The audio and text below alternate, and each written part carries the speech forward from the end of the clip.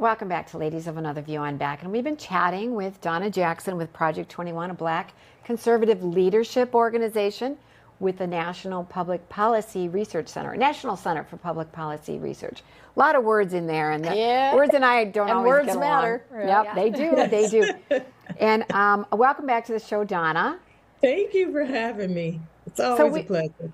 Always with you. We just, you are just a ray of sunshine because we talk the same language. We are all against discrimination and opportunity, but we're also about being reasonable and fair. Now, I want to turn the conversation to Sergeant Daniel Penny.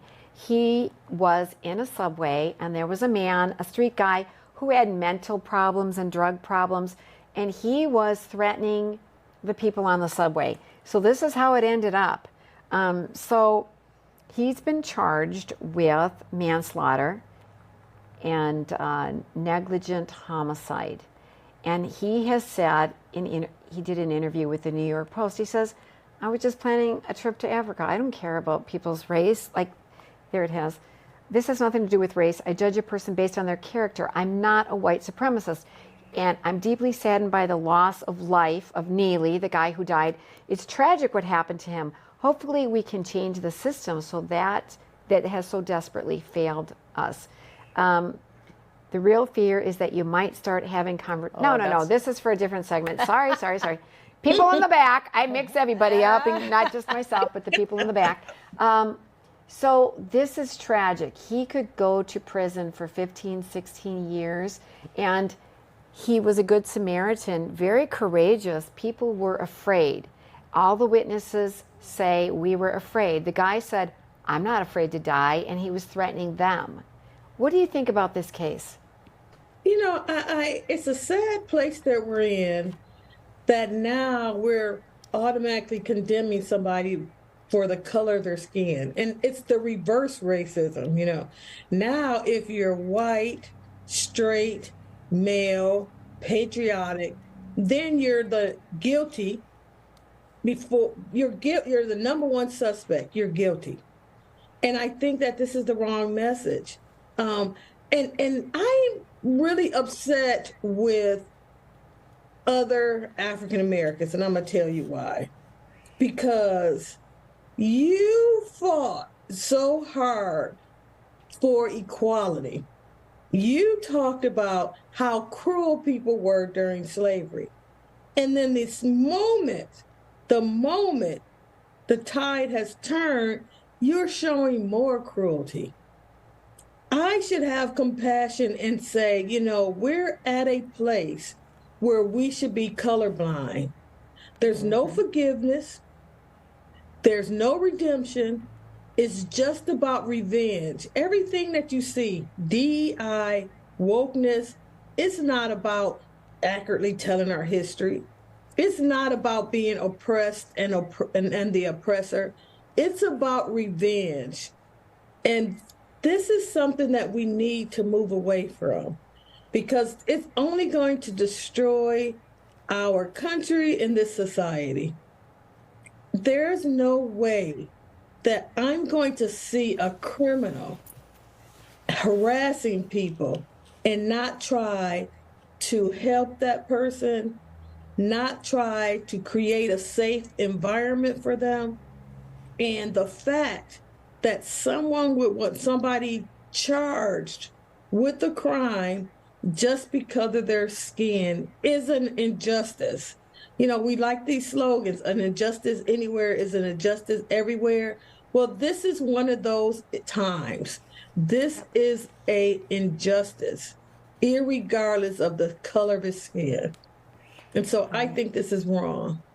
It's absolutely tragic that you can't help people because you're in fear of the repercussions. There's also several cases in Missouri where people's homes were broken into, they shot the intruder, and they were the ones that were charged because of the color of their skin. It makes no sense. Why can't we just help people?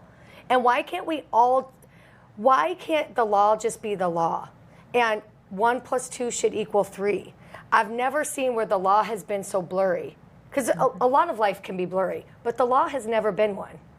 right? And the charge of manslaughter, I had to look up, like, what's the difference between homicide, murder, and manslaughter? So manslaughter is he is responsible. He had him down, and you saw in the picture 2 other people were holding down this guy that they were afraid of, and he ended up dying, I guess, basically of suffocation from the compression. And the manslaughter is what you did was wrong. You caused his death. It's not like a murder where you set out to kill him, but you killed him because of your actions, and your actions were completely wrong. And so he didn't set out to kill somebody, and you can't always predict how things are going. Obviously, it was a very tense and physical situation.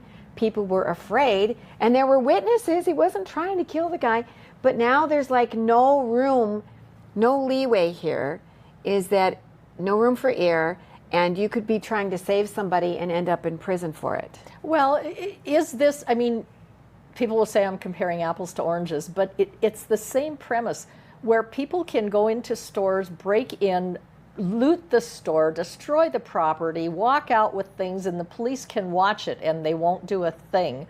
And yes, I will call out the black community. There's where you see the videos where they're, you know, that went on after the George Floyd thing, and they weren't allowed to touch these people. They were just expressing their angst or whatever. But yet you see somebody that's just, and I'll go there, you see a white person trying to help someone and something goes wrong like this. Why do you think people in America have a 2-tiered justice system mentality right now? You know, it's like, why are certain races protected from the law and others are penalized because of the law? Not to say the reverse didn't used to happen. We don't want to act like it isn't. I'm not saying that. I just want equality under the law. The community is not actually being protected. It's actually being victimized more, because these criminals are doing the same things, but they're doing the same thing to African Americans, but you don't see it because it doesn't fit the narrative. Right. If they're doing the destruction in these stores, they're doing it in people's houses too. But it's not making the news because it's a black on black. Right. So what do you think this is happening the most? This is actually like government sanctioned terror in the communities being unleashed.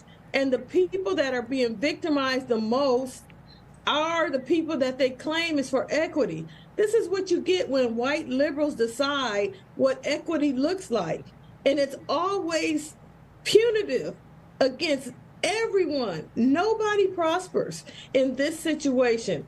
Crime is crime. Look, most of these criminals have been terrorizing the community for decades, and they've gotten away with it. But now all of a sudden they're a superhero because they happen to suffer a bad fate when it's at the hands of somebody whose skin looks different. Amen, Donna. In reality, you and I, we're all being hurt the same way against criminals. Exactly. Yeah, it isn't about color of skin; it's about criminals. It's about criminals, and we're being hurt more. Yeah. You know, when they go into these stores and they wipe off the store and shoplift, what does that mean? The stores move. So all of a sudden, there's no shopping in your area. There's no jobs in your area. You know, nobody wants to locate there. You know, and those criminals don't decide, oh, the stores are gone, so I'm gonna go straight and narrow. No, they just move to our houses.